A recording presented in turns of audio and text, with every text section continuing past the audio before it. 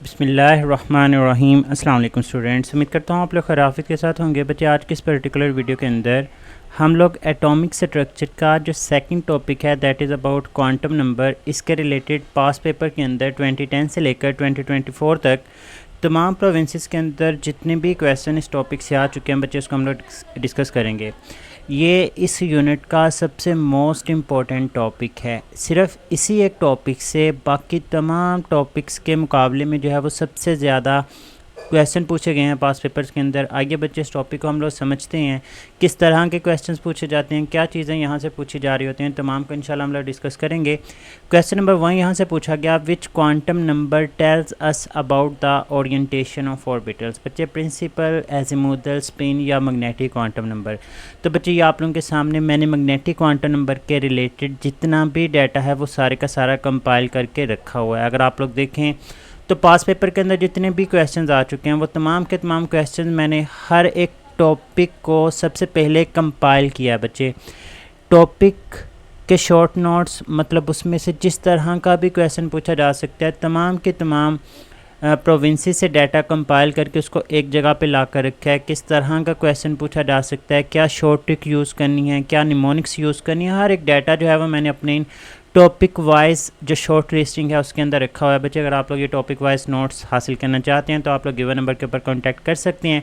खैर यहाँ पर आप लोगों के सामने क्वेश्चन था कि which quantum number tells us about the orientation of orbitals. तो बच्चे ऑर्बिटल ओरिएंटेशन क्वांटम नंबर दूसरा नाम होता है मैग्नेटिक क्वांटम नंबर का, और बेसिकली मैग्नेटिक क्वांटम नंबर ही रिस्पॉन्सिबल होता है जो हमें बताता है about the orientation of orbitals in space along the different axis. तो हम लोग बोलेंगे कि हमारे पास यहाँ पर जो सबसे बेस्ट ऑप्शन होगा that is the magnetic quantum number.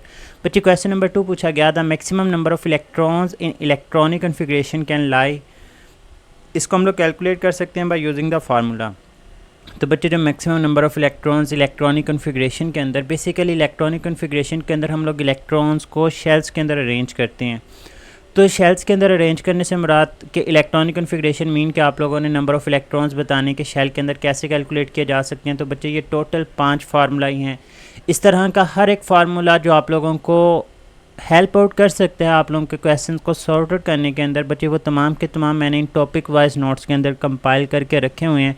बहुत ही इंपॉर्टेंट है, एक यूनिट वाइज एक पेज के ऊपर पूरे यूनिट की शॉर्ट लिस्टिंग अवेलेबल है। फिर हर एक टॉपिक की अलग से शॉर्ट लिस्टिंग, नो डेफिनेशन, ऐसी वैसी चीज़ें नहीं, वो पॉइंट्स तमाम के तमाम जो कि पास पेपर के अंदर एमसीक्यूज़ के तौर पे पूछे जा चुके हैं या फिर पूछे जा सकते हैं on the basis of my 7 year experience. मैं ये बात कर रहा हूँ कि कौन कौन से क्वेश्चन जो है वो पूछे जाते हैं, वो तमाम की तमाम चीज़ें जो है वो मैंने एक नोट्स के अंदर कंपाइल करके रख दी हैं ताकि स्टूडेंट्स को at the and 45 out of 45 marks हासिल करने के अंदर किसी भी किस्म की जो है वो परेशानी ना हो। तो बच्चे आपने यहाँ पर बताना था कि number of electrons in a shell किस फार्मूला की मदद से कैलकुलेट किए जा सकते हैं। तो बच्चे हम लोग इसको 2n² की मदद से कैलकुलेट कर सकते हैं। राइट ऑप्शन जो होगा वो यहाँ पर बीटा आ जाएगा।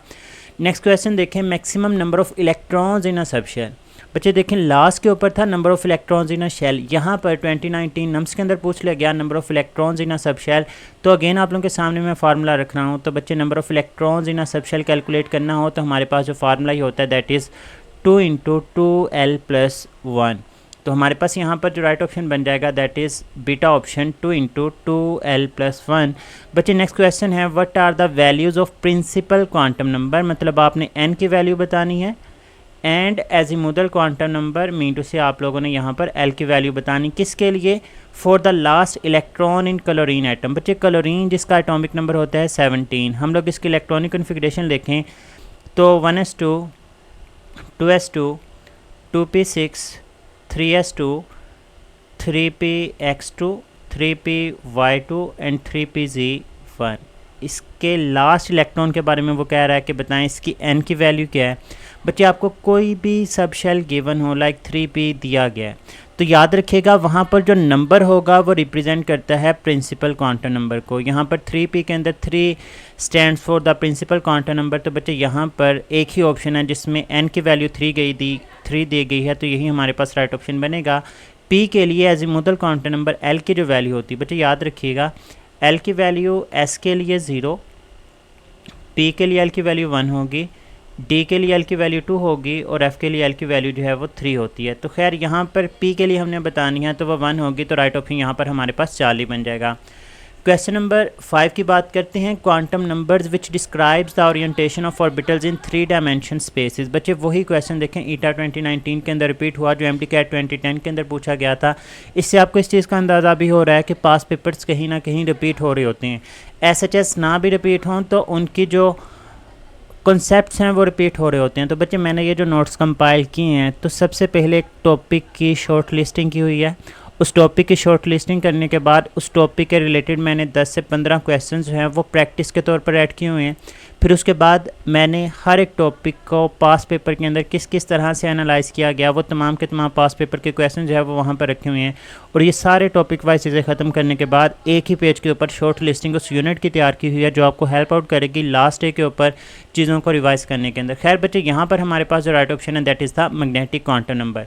नेक्स्ट पूछा गया the relationship between quantum number n and l is. तो बच्चे जो l की वैल्यू होती है, ये याद रखिएगा, l डिपेंड अपॉन n, और जो l होता है that is always equal to n-1। बच्चे इससे एक फैक्ट भी आपको पता होना चाहिए कि वैल्यू ऑफ l जो है वो हमेशा लेस होगी एज़ कंपेयर टू n। ये एक फैक्ट है, आप लोगों ने याद रखना है। इसी के रिलेटेड आगे जाकर क्वेश्चन भी आएगा तो मैं ये कॉन्सेप्ट आप लोगों को क्लियर भी करूँगा। खैर यहाँ पर हमारे पास जो राइट ऑप्शन होगा that will be a Charlie option. Question number 7 यहाँ से पूछा गया, quantum number values for 2p orbitals are. बच्चे आपको कोई भी ऑर्बिटल दिया गया हो, मैं आपको ऑलरेडी ये चीज़ बता चुका हूँ कि वहाँ पर जो नंबर होता है that represent the value of n। यहाँ पर जो 2 है ये n की वैल्यू को जाहिर करता है, मीन टू से चार्ली ऑप्शन तो नहीं हो सकता क्योंकि n इज़ इक्वल टू 1 है, और यहाँ पर भी n इज़ इक्वल टू 1 है, तो ये भी राइट ऑप्शन नहीं है। अब या तो अल्फ़ा ऑप्शन है या फिर यहाँ पर डेल्टा ऑप्शन होगी।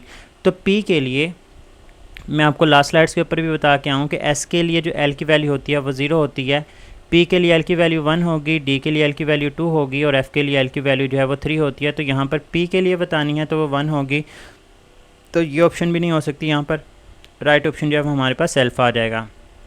बच्चे नेक्स्ट देखें, m shell contains. m shell के अंदर कौन कौन से ऑर्बिटल्स होते हैं। तो बच्चे देखें, आप लोगों के लिए तमाम की तमाम चीज़ें आसान करके मैंने रखी हुई हैं।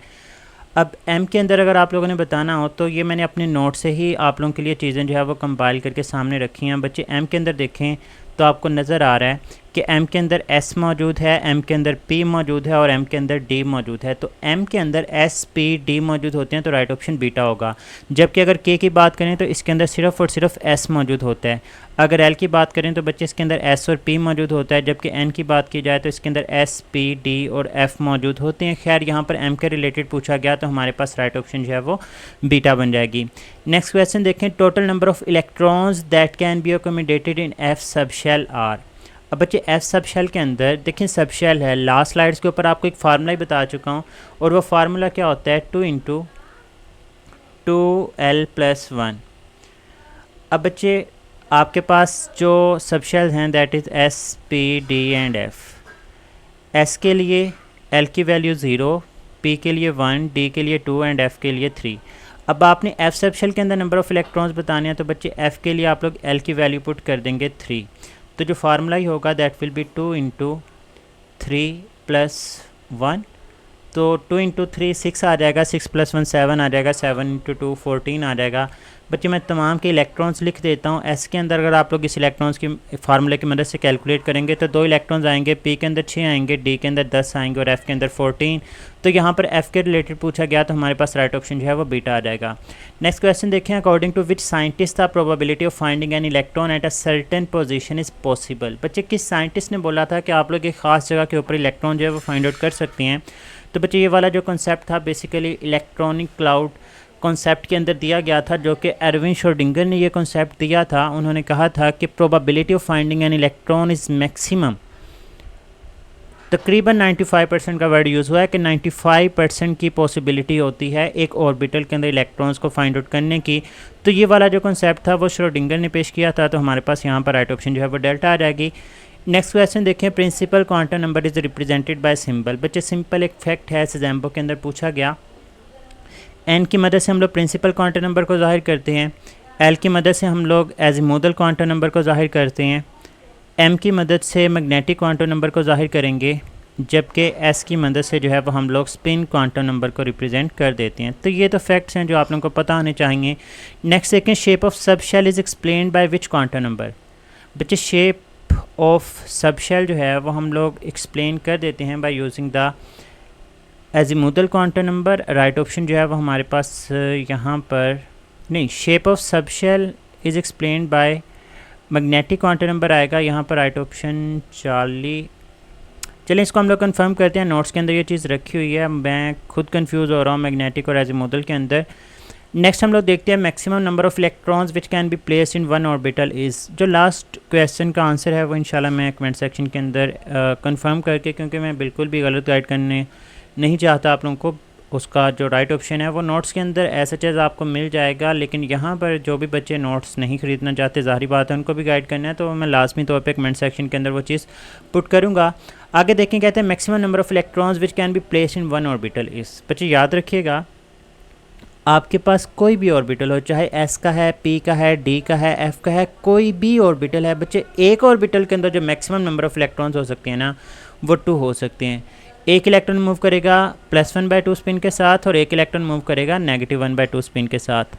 आगे देखें, the quantum number allows the following orbitals in N shell. बच्चे जैसे लास्ट देखें क्वेश्चन पूछा गया था कि एम के अंदर कौन कौन से जो है वो ऑर्बिटल्स हो सकते हैं, तो उसका आंसर हमने किया था एस, पी और डी। अब यहाँ पर डॉस के अंदर कॉन्सेप्ट रिवाइज हुआ, उन्होंने पूछा कि एन के अंदर बताएं कौन कौन से मौजूद हो सकते हैं।